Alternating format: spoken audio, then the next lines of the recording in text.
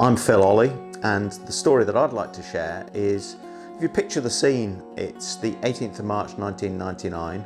It's a bright spring day, just a normal spring day, and I collapsed and died on a pavement in Edinburgh. That was a real turning point for me in my life. I had what they call an anaphylactic shock, and we still don't know what caused it. At that stage, I had never heard of an anaphylactic shock, but it turns out that it's like an allergic reaction and it can kill you. And it was so severe that on that occasion, it did kill me. I was fortunate, of course, that the paramedics arrived and brought me back to life after a few minutes lying on the pavement in Edinburgh. What happened was I simply started getting a tingling sensation, and that grew into a rash, a rather large blotchy, they call it urticaria or articaria, all over my body. And as I walked back towards the car to drive home, thinking there was something wrong, I started to find myself short of breath. I started to go snowblind because the nerve endings in your eyes start to fizzle and pop. And I just started to lose my vision. Got into the car, my then wife was driving, and she started to drive me home. And I remember at the moment when I slumped forward and drew my last breath, I remember feeling that it was like fainting, but it wasn't fainting. I wasn't passing out, I was genuinely passing away. And I remember drawing that last breath and going down the white tunnel. And what struck me at the time was how peaceful, how soundless the white tunnel was. And this kind of sense of allowing myself to go and giving over to the inevitable that I knew was happening. I remember feeling that that was obviously such a huge wake-up call to me, that in the few hours afterwards, when I lay in the bed in the Edinburgh Western General Hospital and found myself kind of feeling like I was asking big questions of myself, you know, what's it all about? That I had a sense of real clarity as well, that the life I was then living wasn't the life that I really wanted. The three lessons that are brought back to me and have been a wallpaper for me ever since in my life, they have informed everything that I've done, are that you must live your life with your values to your purpose. No one else's. This is your chance and one chance, and you can only live that one chance for you. And the second thing, and that's not about being selfish, that's just about being very aware of what it is that makes you tick. The second thing is that you must take massive action to make sure that you live that life and have no regrets and leave no stone unturned, and really be focused on living that life. And the third thing is that it's down to you, that no one else, in that moment when you go down that white tunnel, that soundless, peaceful moment, you are genuinely alone. And in a way, that loneliness, that internal persona, is the most valuable part of us. It's our deepest identity. And I think it's something that we don't connect with enough.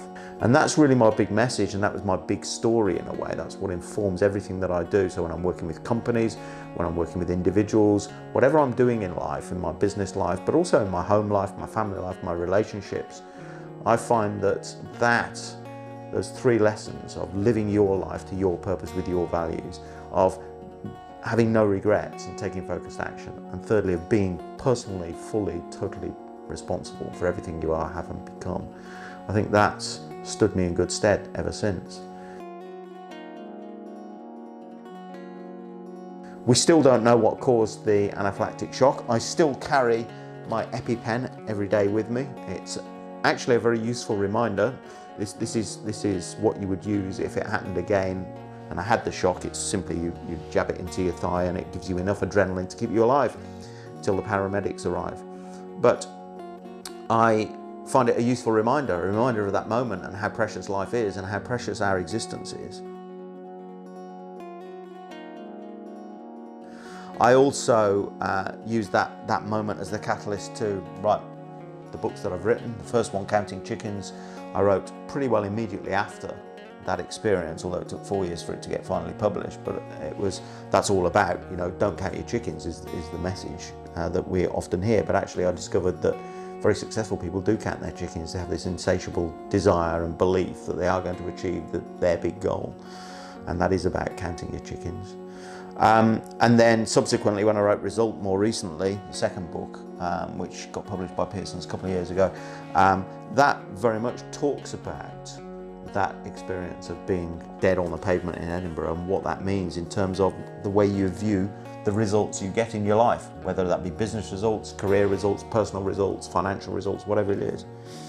And every day I live that vision time and again. I know I am very clear about what my life is about and about how I want to live that life. So that's really my story. Dying on a pavement in Edinburgh woke me up. For the vast majority of people, they never embrace their mortality. Most people don't believe they're going to die at a fundamental level. They don't believe they're going to die unless they've had someone very close to them pass away. Until you get that, you don't believe that you're going to die. There's this kind of, we carry on this mock sort of, sort of charade really, that life is forever. And people have the wrong perspective often, which is that they don't have enough money, but they do have enough time. And actually, it's the other way around quite often in life. And one of the passions that I have is to make sure that people don't let their time be stolen, or that they don't let their time be lost, because that's the most valuable commodity that we've got, the time and the energy that we have. Money will come and go, and we can use it, and it is a valuable tool, but it's not a goal in itself. And people get too hung up on the money goal quite often. Like I say, it's a valuable tool, but it must be a tool. And I think that one of the things that struck me has always been how people who really make a big difference in life do so because they have a deep passion and a deep purpose that they can then expose, first of all to themselves, and then they can get out to the world and deliver. And it's until you embrace that big purpose, that really genuine big mission of what you would love your life to be about, that magic wand vision of what you would love your life to be about, it's then that you start to really live.